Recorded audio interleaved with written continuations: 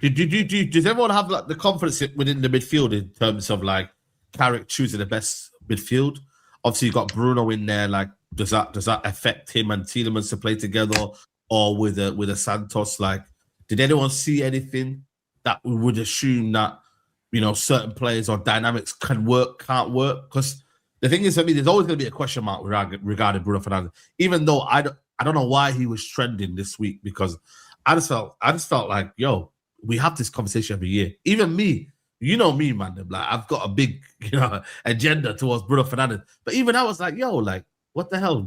He always has a bad start. I don't think I've ever seen Bruno Fernandes have a brilliant start to the season. Maybe a couple of years ago, but he's always slow to the mark. So, does everyone feel like there's an imbalance gonna be occurring, or Michael Carrick has to make a decision, or do we think? No, Go on, Billy, go on. I was gonna say, it just annoys me that like whenever something don't go our way, Bruno just become the topic of conversation. Like, I just don't like it. Me personally, I already predicted that there might be a drop off in Bruno's performance this season just because of how much he's done. Like last year, he brought the assist record, then he went to the World Cup. Like he's played World Cup, he's played a lot recently, but I like even him dropping off, he could still be one of our most effective players, 100%. Like Bruno definitely our best player in terms of output, and when things are going wrong, we rely on someone. Bruno always turns up. Like me personally, I'm Bruno's number one fan. But remember, two things can be true at the same time. I'm not a number one fan because I think that like he's flawless, and I don't think we can do well without him. I'm his number one fan just because in our worst period ever in our history, like he's been our best player. He's been the one player we look forward to watching, the one person that we can rely to make things happen. But that doesn't mean that like we can't have a very, very good midfield three without him. That doesn't mean that if Bruno leaves next season that we can't even, our performances might not even raise as a team, because it's possible. We see it a lot of times where a team will have like a one-star player. When that star player goes on, the team actually play better as a team. So it does, like, I'm not even denying the fact that Bruno being there might even obstruct the flow of the midfield, but we can't deny what he brings to the team. So it's a bit of a catch-21, but with Bruno Fernandes, I just don't feel like he should be. I feel like we've got 99 problems before we look at Bruno, in my opinion. No, definitely this year. I think catch-22. So, Catch 21. Yeah, but we say 21 because 21's coming. 21's coming. What did I say? You said catch 21. That's the new one. Catch 21. Do you know what it is? Yeah, obviously, Cam's my guy. I think he has to be held responsible for. Has to be held responsible for the Bruno conversation this week. But Cabs, to be fair to him, he's been consistent in terms he has been consistent in terms of with his criticism towards Bruno. I just felt like not just him, but people in general, I think they shot the gun too early. I think Bruno's been performing so well for such a long time that after Saturday, it was almost like an opportunity for a lot of people to, gun for him. Even though he wasn't the only player that was thinking up, I think the entire team was thinking up against Saturday. Only Lemons could be like, you know what, I've done my job. Yeah, and the fact that Bruno's got singled out, which happens quite often when United don't perform or they have a shock result, the first person everyone runs to is Bruno. So, but at the end of the day, bro, you know what it is? Bruno probably only has 1 or 2 more years left. We probably will end up phasing him out. He's at that age now where we might give him a contract. Maybe, but it might just be only a year or two extra. Okay. And I don't see him staying on for more than a couple of seasons. To be honest with you, I think he will naturally get phased up. But just like any other top player, Mo Salah, Haaland, they have flaws as well. All top players have flaws in the game. They used to say Kevin De Bruyne can't run. You remember that when they used to say that about Kevin De Bruyne?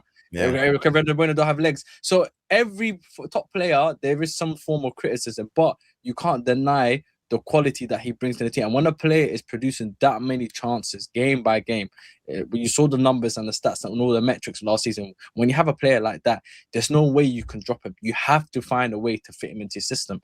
And for me, our best midfield has to include Bruno. Regardless, it has to. And I think probably, like you guys said earlier, the best combination is Bruno, Mainu, and Baleba. We did Bruno, Mainu, Casemiro last season, and it was brilliant.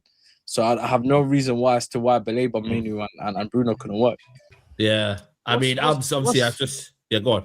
Yeah, I was going to say, what's funny to me is that it's become somewhat of a conversation. It's not like you can't reach the level of performance that Bruno reached. Like the level of performance that he reached, let alone, forget the fact that he broke the Premier League assist record. For the first half of last season, the guy was playing in a double pivot under Ruben Amorim. He's a number 10. in the second half of the season, a new manager comes in and he breaks the Premier League assist record. But not just doing it based on the stat and the number of breaking assist record, the performance level that he was playing at, he was in genuine flow state. Like, he's one of the most lied about players I've ever seen in my life, bro. It's ridiculous. It's not all lies. There are some truths. No. Based on last season, it's all lies. If we're talking about last season, maybe the second half of last season, not even just last season though. The fact that he was even playing in a double pivot and was actually genuinely controlling the game under Ruben Amorim, who was trying to do everything to make us lose, is already deserves credit.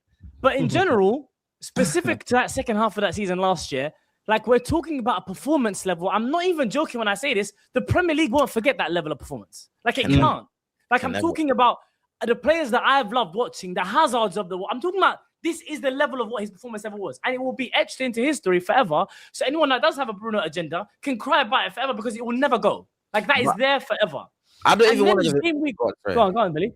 I don't even want to minimize his legacy to just that season when he broke the record. Because, bro, you're right. Even when he first came, like, we forget what Bruno done. Obviously, from then until now, obviously there's been inconsistencies. I don't think any player has been 10 out of 10 every season for 6-7 seasons in a row. But he's been hands down our best player post Fergie. Maybe him or De Gea. And I'll be honest, he's probably one of the best players in the Prem since the day he's walked in. He's created more chances. He's created more chances than anyone in the league every season, apart from that one year that Trent done it, I think, 2020. Apart from that, he's been number one on chance created in the league every single season. Only Kevin De Bruyne has been better than him since he's arrived. Yeah, and only Kevin De Bruyne. I wouldn't even say anyone else. 100%.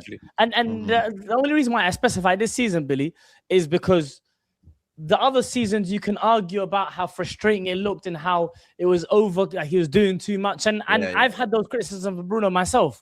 But I don't mean to bang on about it, but the performance level, the guy is just. Do you know everyone talked about how he ain't got a bag? He ain't he's dropping shoulders on players. He's creating. People like, he can't get a yard off a defender. That's what I don't like about him. His hips don't move well. He was doing all of that last season. Like, he was silencing everyone, and it was so quiet. It was crickets last season. That's why I agree with it. That's why for me, I didn't one agree comes with it. around, United have a humiliating loss, and it's the Bruno fanfare again. But even me, I saw past them. I saw you say that. Left back is an issue. Right back is an issue. Centre back is an issue.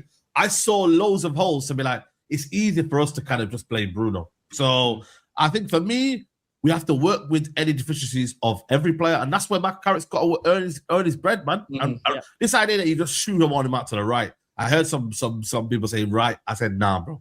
Play him in the 10 and then find out and work out what you're going to do. So I think for me, listen, let's play Messi left back as well. Fuck it. We'll just play Messi goes left back. Just let it happen, man. I think this is the beauty of what Michael Carrick has to do, and he has to find out solutions. If he wants to be bold and drop people, then he's got to drop people. So we're going to find out. For me, it's always been for the benefit of the team. Always. Like, I will always, even if that means I drop Amad Diallo, we drop Amad Diallo, one of my favorite players. We drop certain players, I will drop them knowing that the team comes first. So